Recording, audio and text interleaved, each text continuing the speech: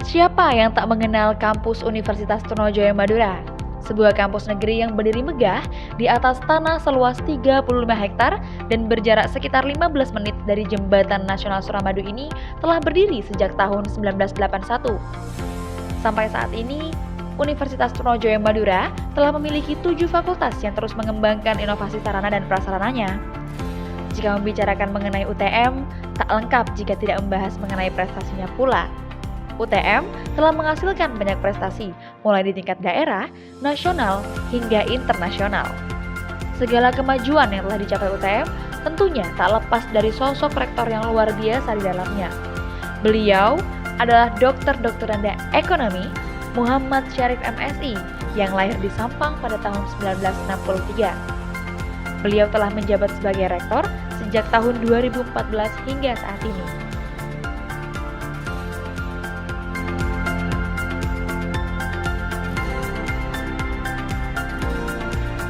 Tanaman dari menanam sampai di proses merawat sampai menghasilkan kan kenikmatan sendiri, dan ukurannya yaitu tadi itu bagaimana bisa memberikan satu memberikan satu hal yang baik, yang terbaik lah bagi tanaman. Nah, ini kan sederhana sebenarnya, itu kenikmatan lah, merawat. Kalau sudah mau kering, kita bagaimana agar bisa itu kembali sampai menghasilkan buah, atau kalau bunga itu bunganya mekar. Dan itu pun ya saya tidak jual sih, yang untuk ya dikonsumsi sendiri atau mungkin tetangga.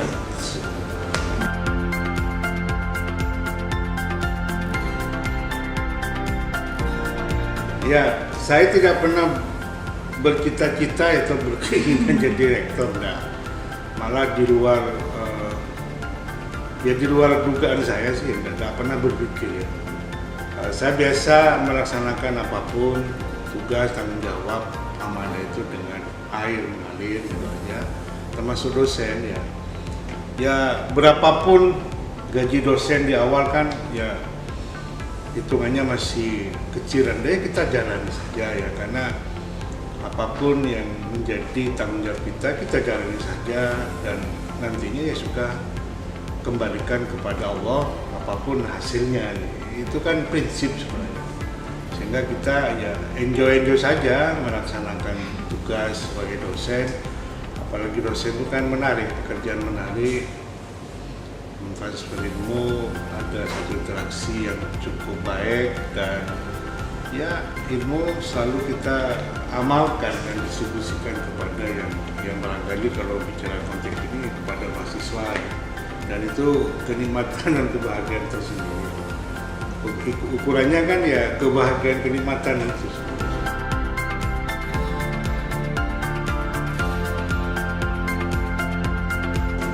Kalau saya sih jabatan rektor bukan pencapaian maksimal sih, enggak, karena kita mengabdi itu kan masih panjang. Selama masih kita hidup di dunia itu kan memang ditugaskan atau diamanahkan untuk memberikan yang terbaik, bermanfaat, mengabdi.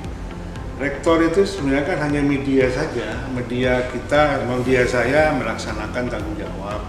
Setelah itu ya kita kembali lagi mengabdi untuk bidang yang lain. Jadi belum maksimal menurut saya, karena ukuran maksimal itu ketika apa yang kita lakukan, yang kita kerjakan itu dapat memberikan manfaat bagi yang lain, sehingga tentunya keadaannya harus lebih baik. Itu saja menurut saya.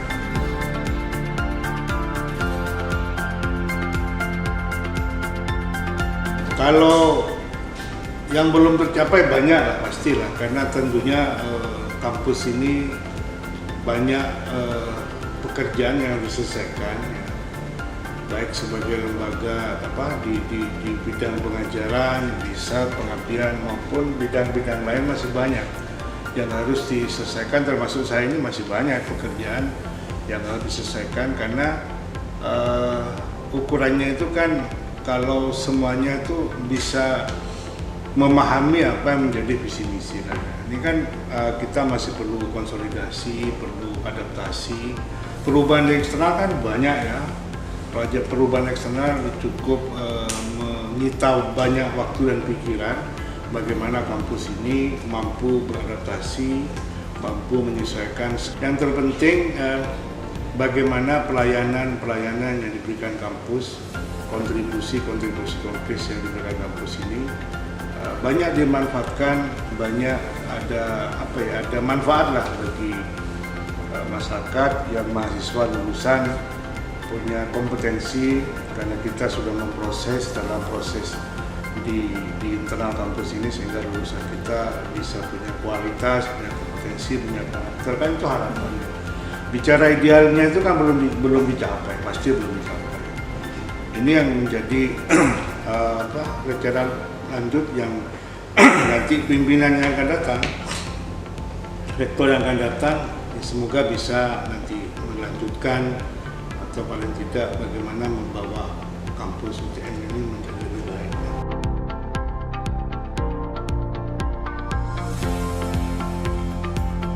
Ya itu tadi, walaupun saya rektor di kampung ini, saya masih sama, tidak pernah berbeda dengan karakter saya yang dulu ya, semoga jadi ketua RT.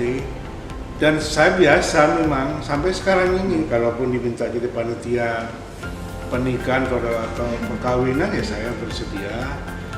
Makanya kan saya lebih banyak tinggal di rumah sendiri daripada rumah dinas, karena saya biasa interaksi lah, mulai dari sholat subuh jamaah sampai ya selama masih bisa kita interaksi. Karena selalu saya mengajari mahasiswa UTM yang pertama di samping memiliki kecerdasan intelektual, harus juga punya kecerdasan spiritual, punya kecerdasan emosional dan kecerdasan sosial. Jadi memang satu keniscayaan sebenarnya, karena interaksi sosial itu ilmu yang luar biasa sebenarnya. Dan itu bagian dari kontribusi kita itu ingin memberikan sesuatu yang barangkali untuk skup yang kecil. Kita kan harus dari bawah dulu, dari kecil dulu gitu. Tapi apa yang dilakukan itu bisa memberikan satu perubahan yang baik, itu kan ya sudah lumayan sebenarnya. Interaksi.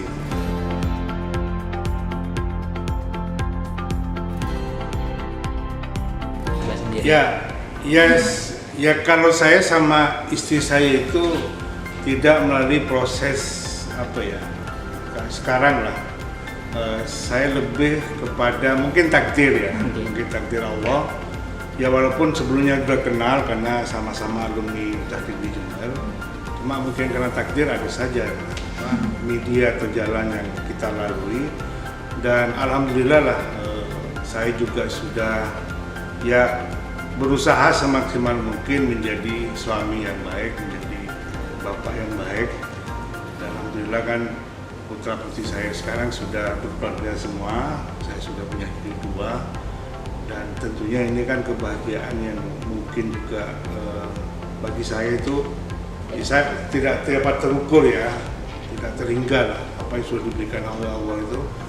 Dan ya memang saya sebenarnya disiplin sih, kalau ada undangan saya mesti datang lebih awal, walaupun kadang yang lain belum hadir. Tapi bagi saya itu karena saya ini kan alhamdulillah saya belajar dari semua pimpinan atau rektor sejak Unibang sampai UTM, terakhir Prof. Arifin. Saya banyak belajar dari beliau-beliau karena memang alhamdulillah saya ada di seputar beliau-beliau, jadi ilmunya banyak. Sehingga baik dari perilaku, karakter, kepemimpinan, saya banyak belajar dari rektor Unibang yang pernah saya mengikuti kepemimpinan beliau sampai yang Arifin terakhir.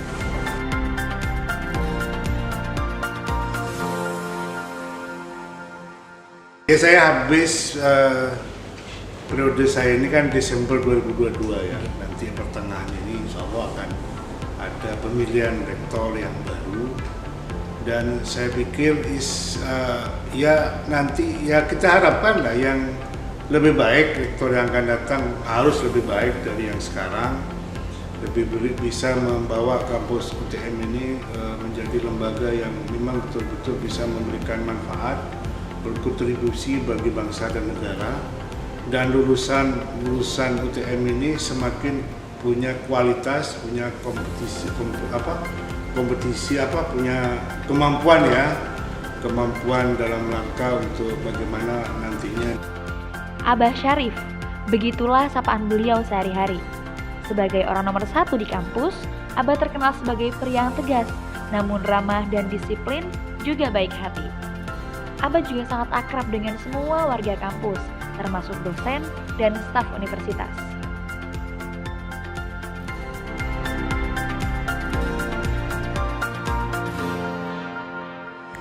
Berdasarkan apa yang saya rasakan, apa yang saya lalui selama diberi kepercayaan oleh beliau, berinteraksi dan berkomunikasi selama ini, yang menonjol saya lihat kesabarannya, kebapakannya. Itu kalau di dalam leadership namanya nurturing leadership. Jadi kepemimpinan yang tidak hanya direction tapi juga empati, mengayomi, melindungi. Dominan seperti itu yang saya rasakan. Kesabaran beliau mungkin ya di atas rata-rata ya, karena hampir membantu beliau selama 2 periode tidak pernah terlihat beliau marah, itu tidak pernah terlihat. Jadi dan kita juga bisa ya membaca, maksudnya dari segi verbal kayak apa ketika kemudian beliau tidak berkenan atau kemudian beliau senang, itu bisa kita rasakan. Jadi kepemimpinan yang kata orang, kata para ahli, nurturing itu cocok untuk masa sulit ya, masa dalam kondisi pandemi di mana kemudian orang tidak hanya butuh di direction tapi juga diayomi, menjadi merasa tenang, menjadi enjoy, dan ya itu dominan yang saya rasakan, saya lihat dari Bapak. Jadi faktor kepemimpinan yang nurturing itu.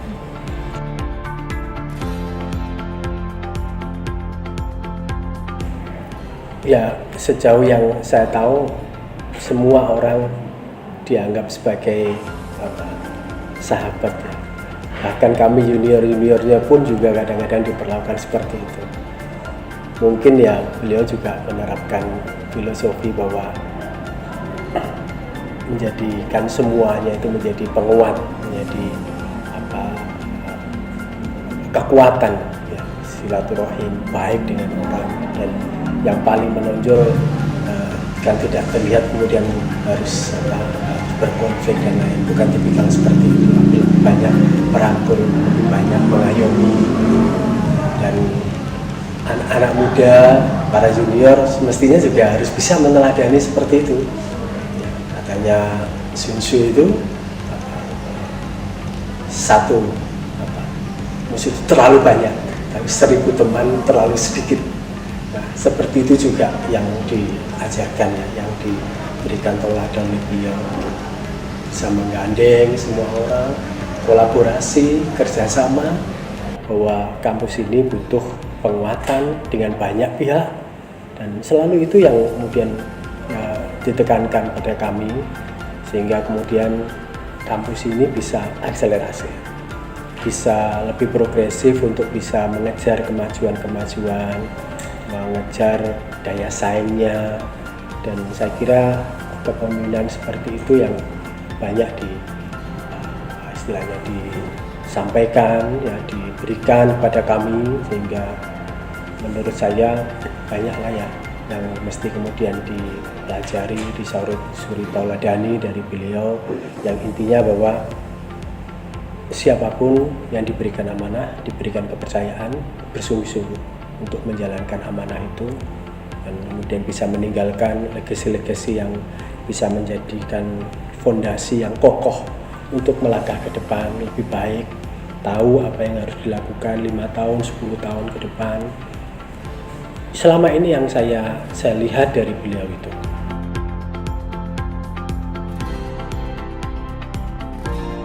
Terlalu banyak plusnya, jadi sepertinya agak repot ya saya. Karena ya marah juga tidak pernah ya beliau ya.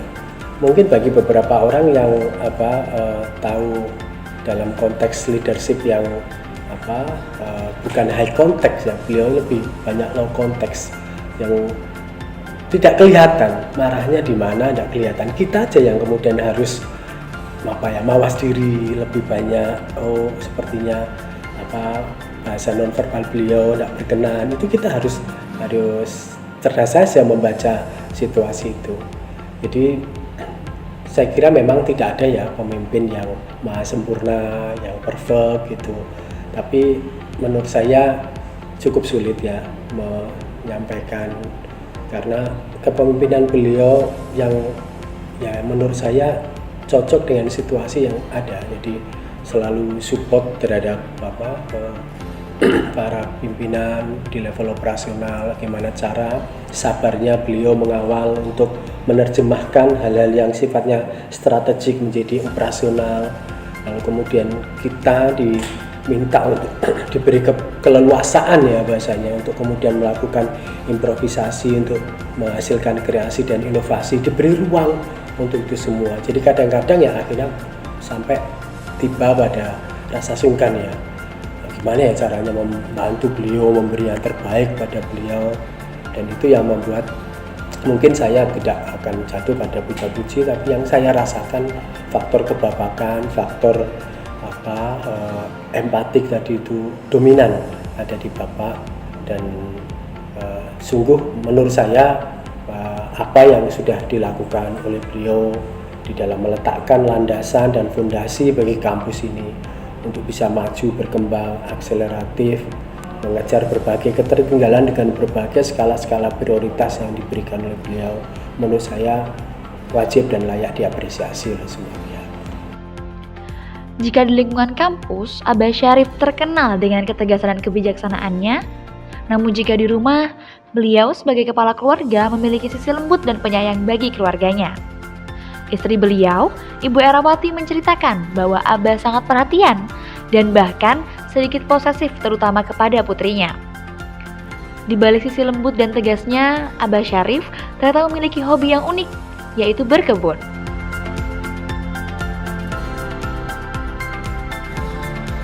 Karena saya menerangkannya ya. Bapak itu orang yang disiplin atau orang yang keras? Enggak keras. Kalau disiplinnya ya, kalau masalah waktu Bapak itu harus on time gitu. Biasanya kalau mau ada acara apa, Bapak biasanya 15 menit sebelumnya sudah harus sampai di sana. Kalau masalah disiplin, kalau itu enggak sih, biasa aja bijak lah ke anak-anak ya, enggak harus gini enggak bisa ada biasa diskus lah ya, diskusi sama anak-anak itu apa yang terbaik gitu.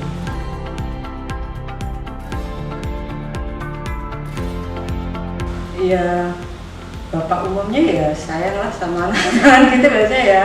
Kadang sampai istilahnya apa ya, kalau ke anak temannya putri ya, biasanya kalau semua bapak saya kira gitu, ke putrinya itu biasanya sampai kita tanda kutip bisa disebut apa ya, posesif ya, jaga bener lah ke anak putrinya. Bukan berarti dikekang enggak, cuman biasalah kalau anak bapak ke anak putrinya itu kan gini loh, kamu harus jaga ini kayak gini sebagai perempuan harus gini ya.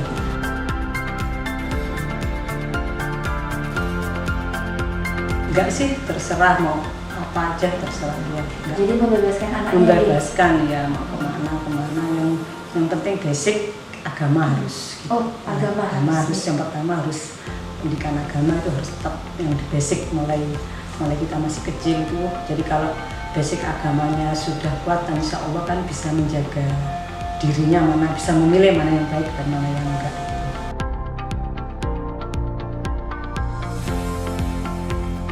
Sukanya berkebun sih.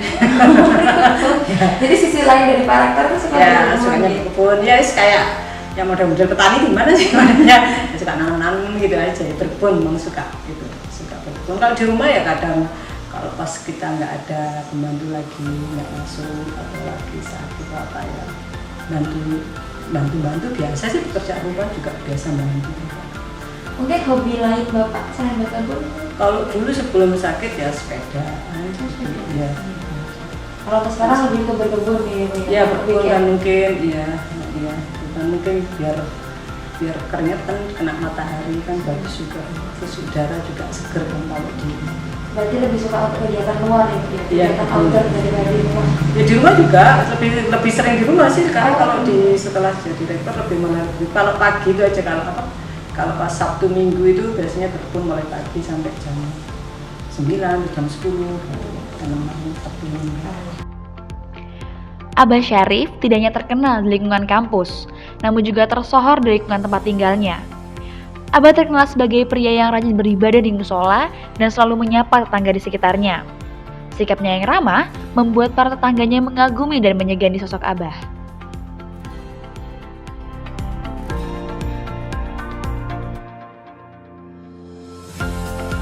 Kalau menurut saya itu ya bersahaja, bijaksana, kan seperti itu. Bersahaja dalam arti Bapak ini tidak apa ya mumpuni lah di kampung ini, mumpuni gitu. Jadi bermasyarakat seperti itu. Maksudnya tuh kan nggak ada batas ya gitu. Dan semua itu berjalan dengan baik di sini. Dan apa ya Pak Rektor itu ya juga banyak membantu daripada masyarakat ya kan di sini seperti itu. Sosialnya berarti luar biasa. Oh luar biasa, bapak ibu semuanya sama, anak-anak juga. Jadi ya apa ya itu tadi apa Rektor itu Pak Syarif itu nggak memandang gitu loh, jadi siapa saja monggo gitu. Selalu membantu tetangga dan khususnya masyarakat di Bungnes lah. Kalau berkebun di mana biasanya? Berkebun di Gili. Sebelahnya Maduratek, sebelahnya sungai. Nah, di situ kebunnya di situ.